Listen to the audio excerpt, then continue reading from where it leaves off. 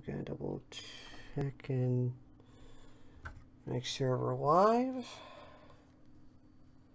Because I had to reset this stuff, so. Good job.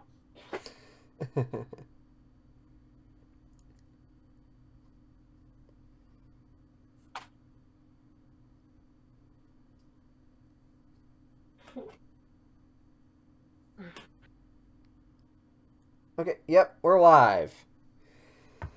Alright. Fuck it, we're doing it live. Anyways, guys and gals, this is Truly Pointless Radio.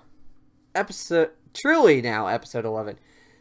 My mind's been glitched in all sorts of ways, and sorry for the mirage effect going on here. I'll minimize that. Because mine's been glitched along with his PC. Yeah, I guess to start this show off, bunch of technical difficulties leading up to me having to basically nuke everything and reinstall Windows from the ground up.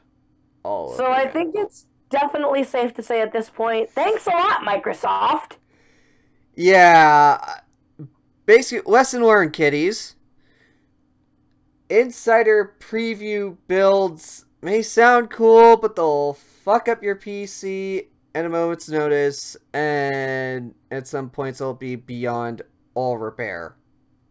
Where you're just gonna have to say, fuck it, basically, you're gonna go, fuck it all, Windows screwed up my rig. I'll have to reinstall it all. Maybe we should have titled this episode Screw Off Microsoft or something. Oh, whatever. Anyways, so that's all that's happened on my end, as far as technical stuff. We also didn't introduce ourselves, but this is episode 11. You know who we are at this point. Yeah.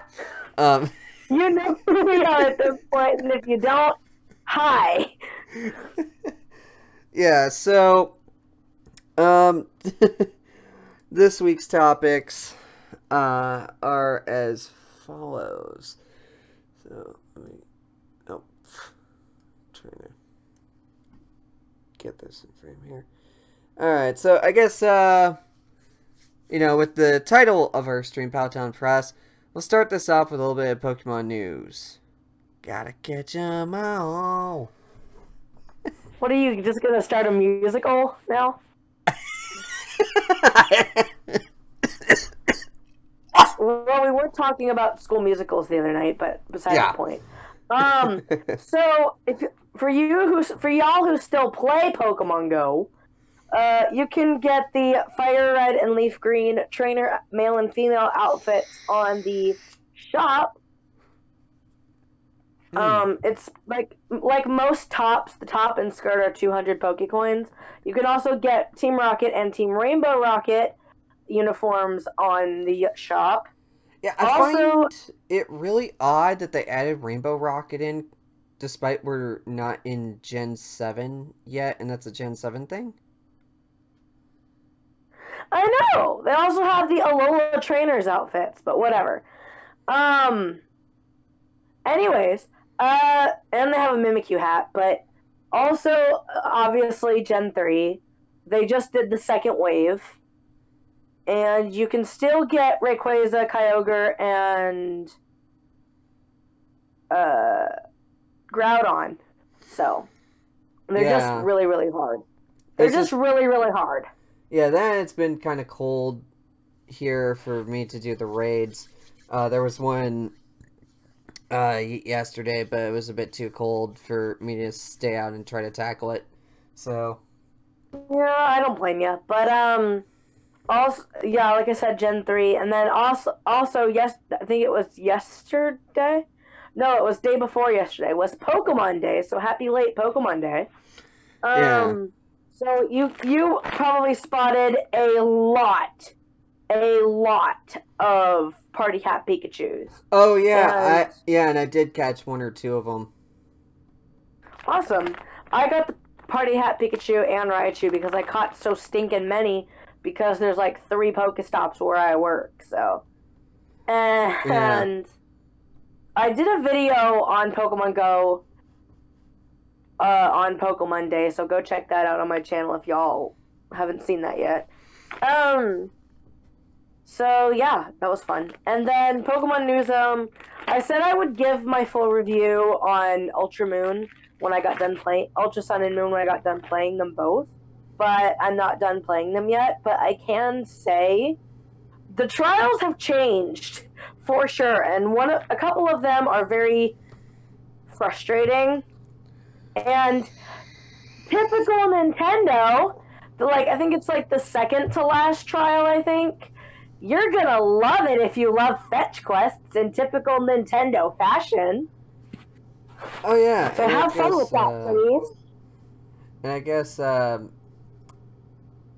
also should mention like what new games we've been playing as of late too.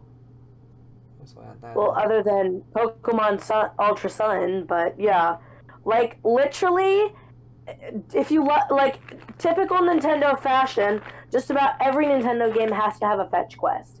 It's frustrating and annoying, including Mario Odyssey, and cumbersome. Which I'll get to that in a minute. But yeah.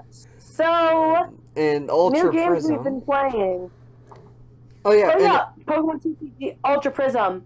Last I heard, they were out of print, but they are reprinting the set because they had to fix a couple errors in the card set, and a lot of the cards were like offset and crooked and stuff like that. So they're gonna reprint it, obviously. Hey, so who knows? This first batch of cards with the error cards, I mean, we might end up having some rarities on hand, and those error cards might be worth something down the line. I heard something about a Cyrus error on the error on the Cyrus Prism card, which I actually have that card. So if it becomes a rarity and worth a lot, I'm gonna make some bank. Oh yeah. That's actually my only Prism card. So, but I literally I went to Walmart today and I did a TCG video, which he will probably watch later, and the card section was pathetic at the Walmart I went to. They had a lot of Elite Trainer boxes. They had Breakthrough, Breakpoint, Sun and Moon, Crimson Invasion. Guardians Rising and Shining Legends were the Elite Trainer boxes they had. They had no single booster packs. They had a couple of EX boxes. They had a couple of those holiday bundles still left. And they had a couple of starter decks, but no tins, no single booster packs, very little GX boxes, a couple EX boxes, and the Team Skull Pin collection box. And of course, they still had the Premium Trainers collection thing for $100, and they still had the Shining Legends Mega Collection Pokeball box thing. They still had that. Yeah, one of those. My question now is with Crimson Invasion now being sort of the most hated of the packs that have come out as of late, will it replace Steam Siege? Out of all the Sun and Moon sets, Crimson Invasion is definitely the worst, in my opinion. Sorry to those who actually like Crimson Invasion, but... Okay, but is it worse than Steam Siege? Oh. If you guys have been a long-time viewer of my TCG videos, you know I don't like Steam Siege. But which one do you like, or which one do you hate least? Steam Siege or Crimson Invasion at this point? I have to say I dislike Steam Siege just a little bit more, because for Crimson Invasion, I did pull a full art Ultra Beast out of my Elite Trainer box, so that's the only thing keeping Crimson Invasion from being the worst thing ever. So. Okay. But my best friend bought a single Crimson Invasion booster pack and pulled a Rainbow Rare. I'm so mad. But anyway, regardless. And it's of a creature she doesn't actually want. So Valley, she doesn't mind that. Also. Oh wait, I'm getting confused with the Ultra Prism. Never mind. Yeah. Well, I'm going to talk about that card in a minute because I didn't pull it on a video. So, we traded Rainbow Rares, and I actually finally have is it Dusk Mane or Dawn Mane? I think it's Dusk Mane. Necrozma Rainbow Rare. It's so pretty. Oh my gosh. Yeah, by the way, don't mind the fan noise in the background. The heater is going, so. And I've got the AC going. Although I don't notice the fan noise nearly on your end. So he's cold and I'm too warm, so. Yeah, Icebox Nebraska, people. To show you guys my binder at some point, but not right now. Yeah. So. Oh yeah, I managed to find another Pokemon card within my messy room while going through other stuff. So, but anyways, so I think that ends Pokemon news. We've been playing. Yeah, that's pretty much it for Pokemon news. I can't talk today. As I said, I will give a review either in a video or just on the show on the Ultra games when I'm done playing them. So yeah, so I can't. In other news, games we've been playing, I bought it originally for the trip, but I couldn't stop myself, and so I recently started playing Super Mario Odyssey. And from the sounds of it, from what I heard last night on the phone when you were playing it, like, you're happy, but they're getting miffed at random moments. It's especially during that ice stage. Boss fight I was doing. It was just the boss fight I was doing, and the controls are a little bit hard to master. I had to turn motion controls off, and I'm just learning it. I'm not very good at platforming games. So that's why I don't play Zelda. Or you mean wait, don't you mean 3D platformers? Any type of platformers. Oh, so you wouldn't even. So you'd probably flop a little bit trying to play Mighty Gunvolt Burst then. I wouldn't even touch Breath of the Wild. I'm too scared. I'll let you play on a separate profile on my copy. No, I'm afraid to touch it. Is there like a completely wimp out 0 difficulty mode?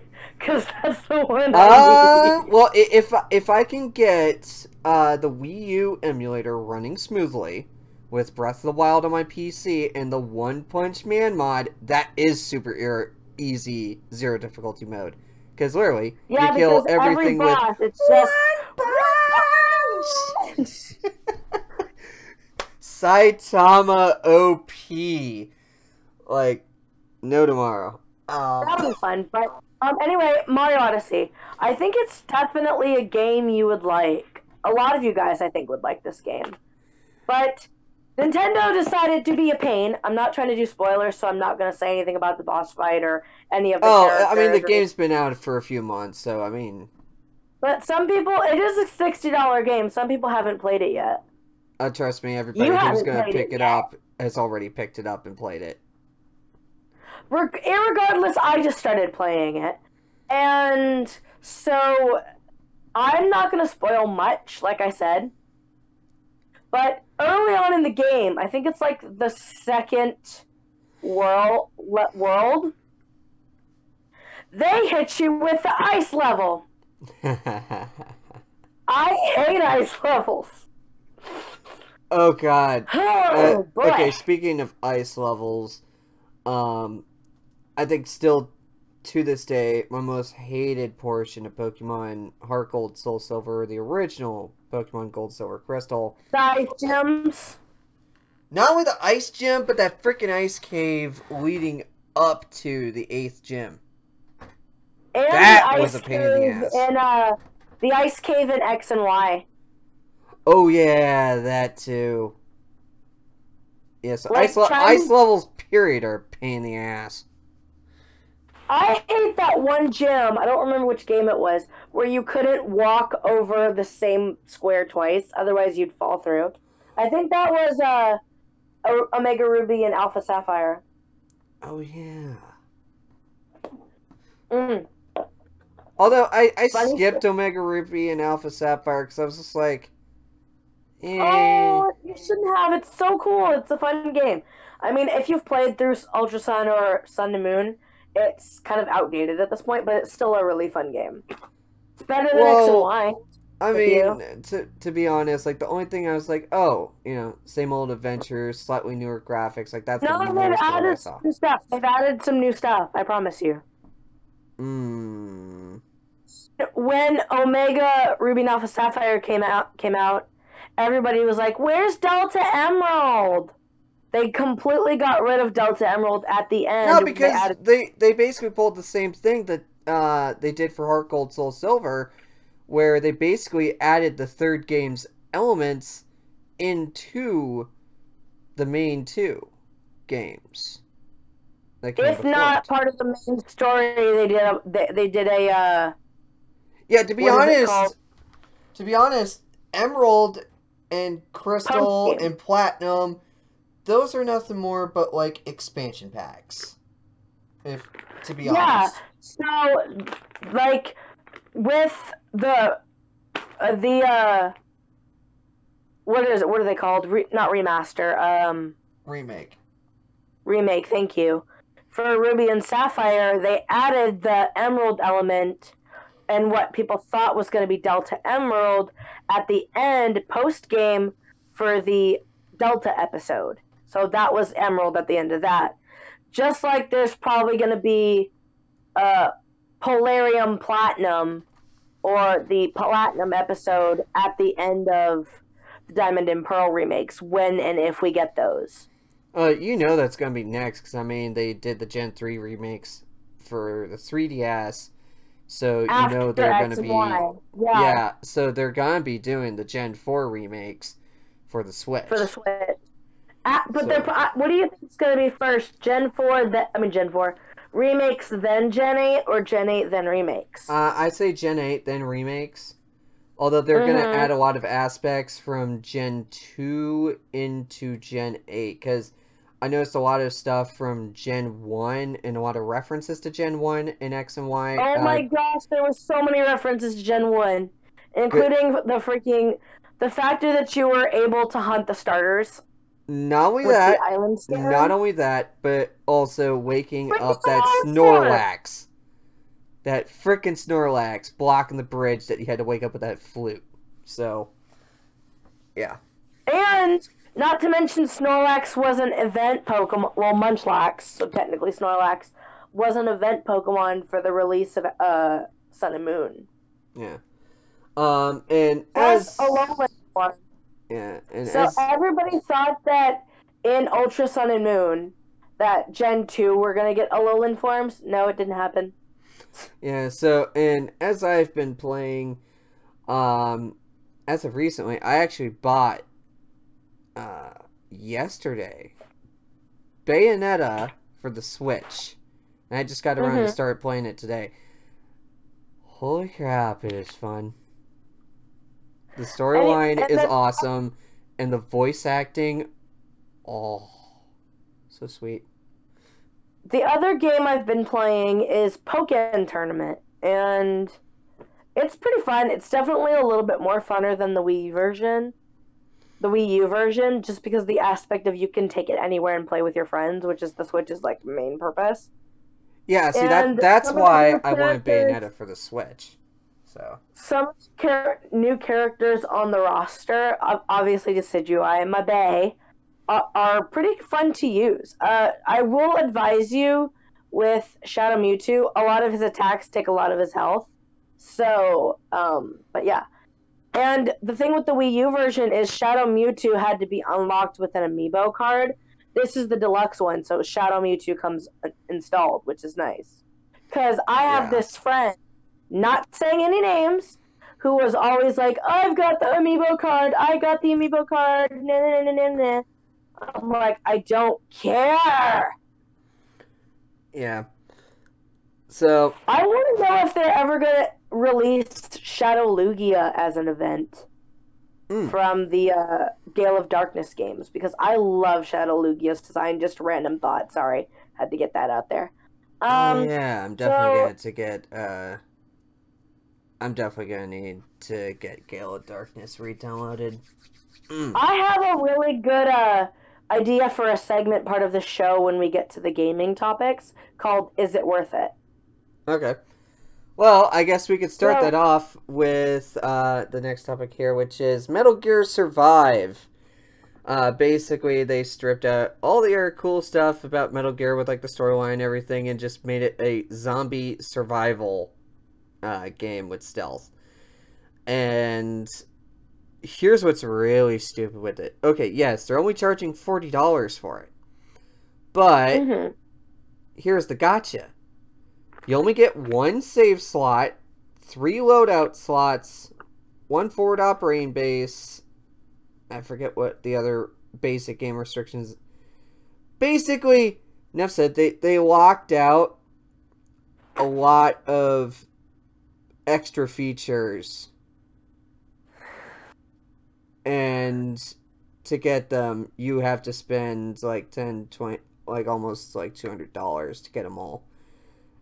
Real life money, guys. Like microtransactions. Yeah. So freaking microtransactions, and you know, it's been pointed out that, you know, not only has there been fan like revolt against this game, but there has also been a few renegade employees.